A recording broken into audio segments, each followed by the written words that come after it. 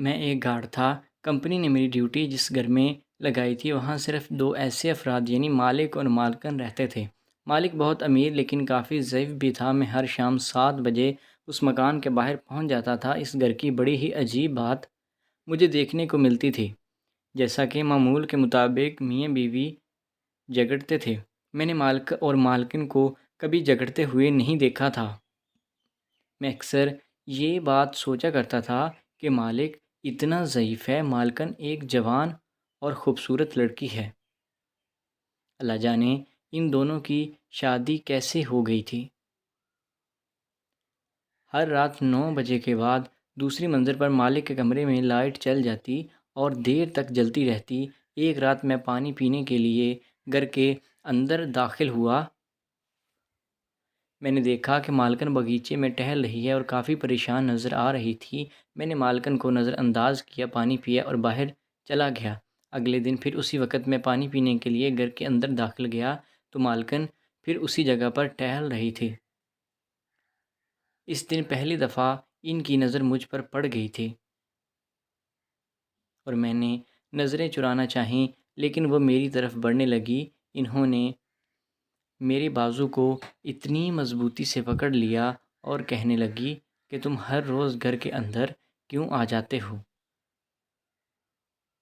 میں نے کہا کہ مجھے پیاس لگتی ہے تو وہ کہنے لگی تم تو اپنی پیاس بجھا کر روزانہ ہی چلے جاتے ہو، میرا کیا؟ میں تو ایک وقت سے ٹھنڈی پڑی ہوئی ہوں۔ میں نے کہا کہ مالکن مجھے معاف کیجیے، میں چلتا ہوں۔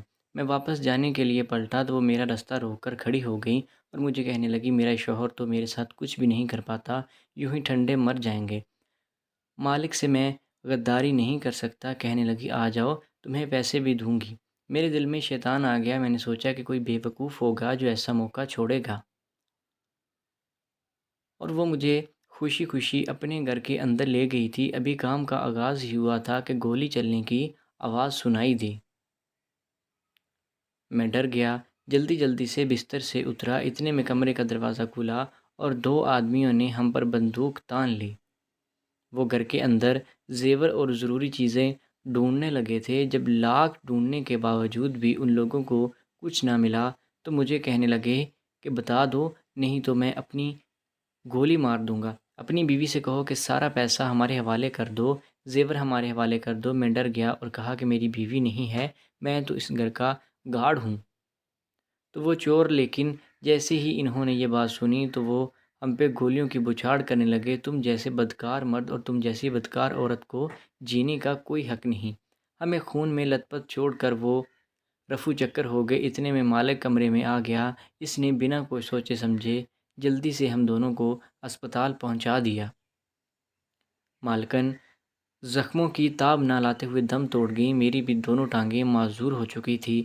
میں اگر اس روز شیطان کے بہکاوے میں نہ آتا اور اپنی ڈیوٹی صحیح طریقے سے سر انجام دیتا تو نہ چور گھر میں آتا اور نہ ہی میں اس حالت میں ہوتا۔